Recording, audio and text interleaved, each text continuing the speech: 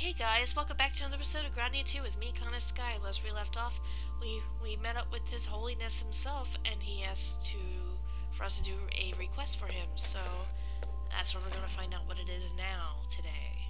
So let's see what Zara wants us to do in the pop room.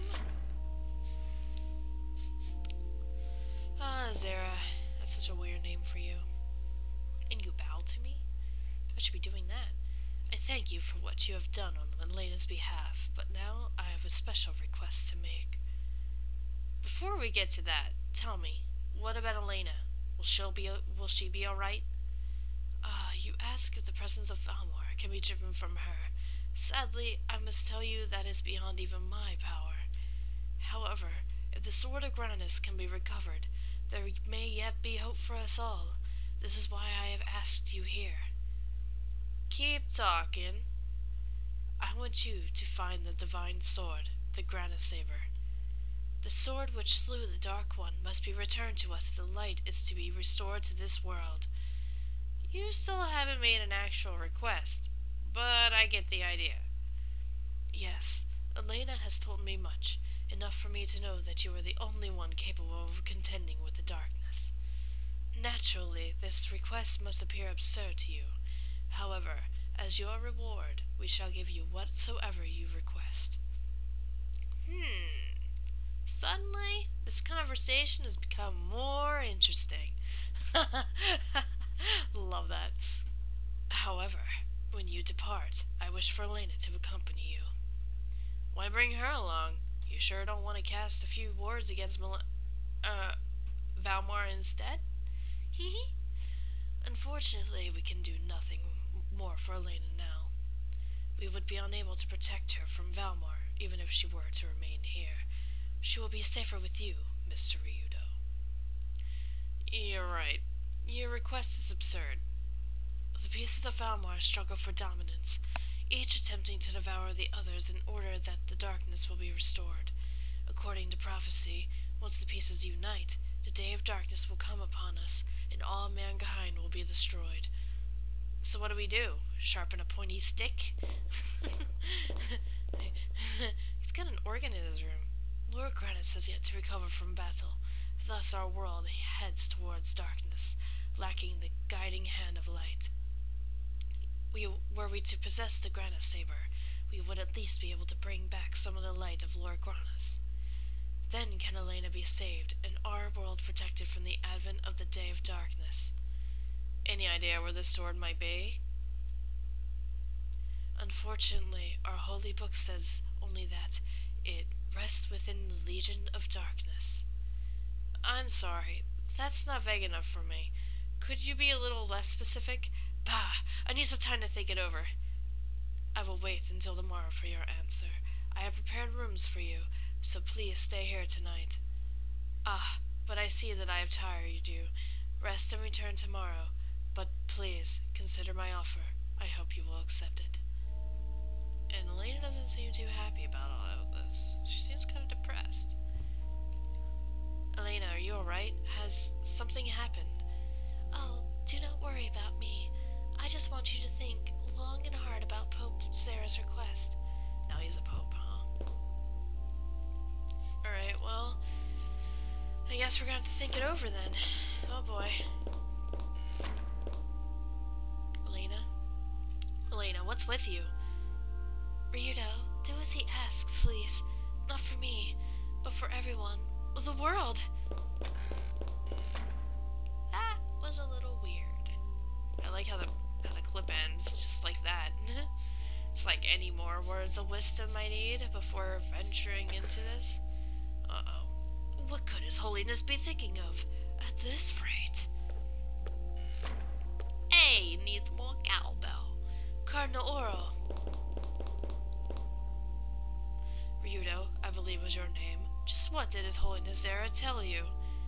God, so nosy. Huh? He asked me to find some divine sword. I see. The question His Holiness' selection of his emissaries, a task this great, surely requires someone with more experience. Yeah, you're stupid with your words. Shut that tongue of yours. careful with your words, aren't you, old man? I'd be as careful with my judgment were I you. Experience I have, patience I don't. Insolent! Listen well, stripling. Stripling? Not doing a dance for you. It is best you abandon your search, for it is not for a churlish whelp to find the Granas saber. Oh, nothing, an old person can't do either, so... Tell you what I'll do. I'm going to ignore you, and then I'm going to leave. You just stay there. Stay. Good boy! Ashes! What could His Holiness Zara be thinking? That fool boy's insoucia. I can't say big words. It doesn't matter. The darkness will eat your soul, old man, I promise you. Whatever shall we do? And I'm not gonna make those priest jokes. They're too easy in this area. And besides, people might be offended. I can't have people being offended on my channel. Anyway, we're going back. We got our request, and now all I have to do is get Rowan and Merrick, and you're in my way. Well, they came this way, so... Guest room. I hate colds. Not what I meant. I meant to find them first. Okay, well, whatever. I'm pretty sure that's where we're going to be staying. However, I'm sure that they're... Ooh, big save point! Just for the heck of it. Here we go. I'm going to say that we're done there. Yay! There's a save point in the cathedral. Look, here they are. Bookworms. This script is unfamiliar to me. Wow, this is really interesting. Oh, Mr. Ryudo, what did he have to say? You mean when he was actually talking out of his mouth? Nothing that wasn't completely ridiculous. Now he's going to tell the whole story. So he wants you to find a divine sword in order to halt the day of darkness? A dubious undertaking. We walk unguided through shadows. The only clue is the words, the divine sword rests with the Legion of Darkness. You find anything else about that? No, not in this place. Anyway, Mr. Ryudo, you ought to read some of these books too. They have lots of details about Valmar and Granas, the battle of good and evil, the day of darkness, and even the divine sword. Dinner awaits in the other room, and books do not spoil or grow cold without use. Alright, however, I am going to show off these because these help you understand the plot of this game. So, I'm going to get started here. Holy Book of Granas, Book 1. Know ye that long before the present age, man dwelled amidst the light, and that light was love, and man called the light Granas. The earth was filled with exceedingly bounty. Honey and milk issued from its secret founts. Then darkness also issued its seed. The souls of men were as vessels for the bane of light, and man called the darkness Valmar, the tempter, devourer of souls.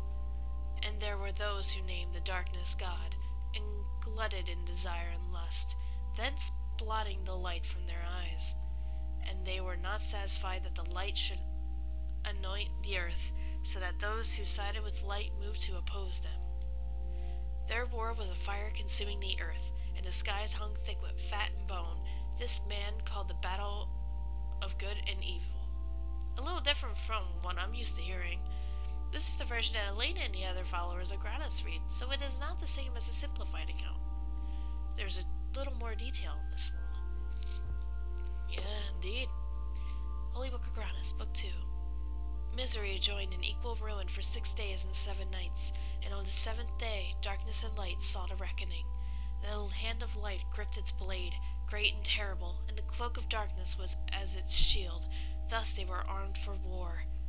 True struck the blade of light, and the darkness was cleaved and was not. Then did the blade pierce even the earth. The seas boiled and were scarbrous, and long the land wept. Yeah, this is so hard to read. Even so was the earth riven, and its wound man named the Granacliffs.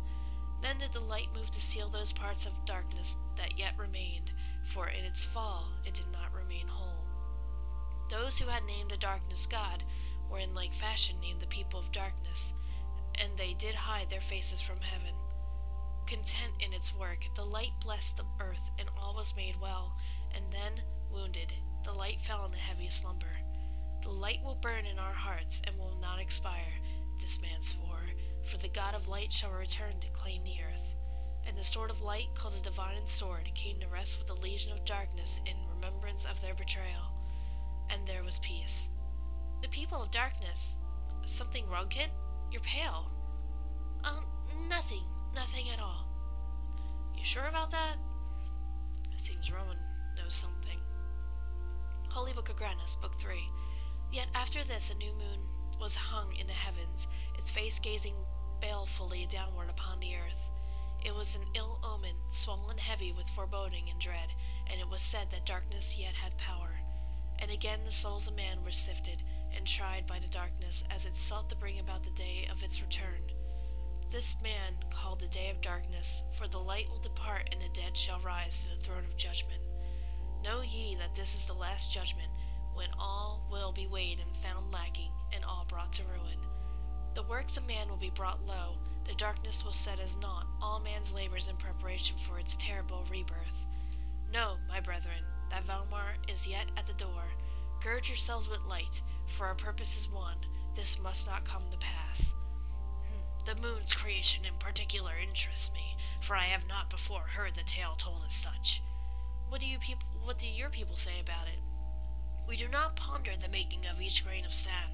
They have ever been so as the setting of the sun and the rising of the moon. What about Granas and Valmar? You think that they had something to do with it? My eyes did not see them do so. Let others believe as they wish to, but I know not the truth behind this. Nice words to live by. You have not seen it. Let others believe. Holy Annals of the Ages of the Gods, Chapter 1. Neither darkness nor light split the heavens, but suffering, pain, the groaning of the earth, the wailing of men, huddled and fearing the storm's wrath, the violence of nature, living in blindness, tooth and steel gnashing the air, lives spent in desperation, turning into gyre, an endless throb of misery, and then an uneasy sleep, life slipping, passing without note, the names of the dead unused, unremembered. Great, now I'm depressed and bored. Maybe it gets better. Right? Chapter 2. The light descended then, and the chaos was bound. The rivers of blood were dammed. Their eyes were open. This the light did, no longer the man war with his brother. This was paradise. The light of peace is Granas, the God whose praises we sing. Yet there is those who hated the light, who turned their eyes from its measureless love. The light fell upon their backs, casting long shadows on the earth. Darkness was birthed. Valmar, apparently. Yes, there are the holy annals of the ages of gods. They describe the battle between Granas and Valmar in an annoyingly roundabout fashion. The Holy Book of Granas is said to have been based on this text. There is more. Let us keep reading. Last part. Part 3. The Twilight Age. Those who followed light warred against those called demons, who likewise named them Gaolers. For 6 days and nights the earth was torn and turned to coals. Then came the seventh day. The light drew its sword, great and terrible. Darkness drew its cloak about its face. And a day and night were fire and lightning, until each had run the other through. The sword of light pierced the earth, raising the boiling sea, sinking the bursting land, and I'm sure that's the Granacliffs. Thus did the darkness fall in 7 pieces, sealed by the followers of light, into the depths of earth. Then did a new moon rise. Fear struck those who followed light. Still they await the return of darkness. Still the people of darkness conceal themselves in the earth. And still the divine sword rests with the legion of darkness. I can't read this anymore. It's boring. It's stupid. And it is badly written. And what the hell is a Gaoler? The one who would imprison another. An interesting choice of words to describe those who followed Granas. I don't understand how you can read this stuff, kid. Well, I have liked reading these books ever since I was little. Apparently you have. However, I'm going to end it here because I'm running out of time and the history lesson is done. So next time we are going to sleep here and make our decision final tomorrow. So until then, this is Casca signing out, saying I'll see you later and catch you on another episode of Grandia 2.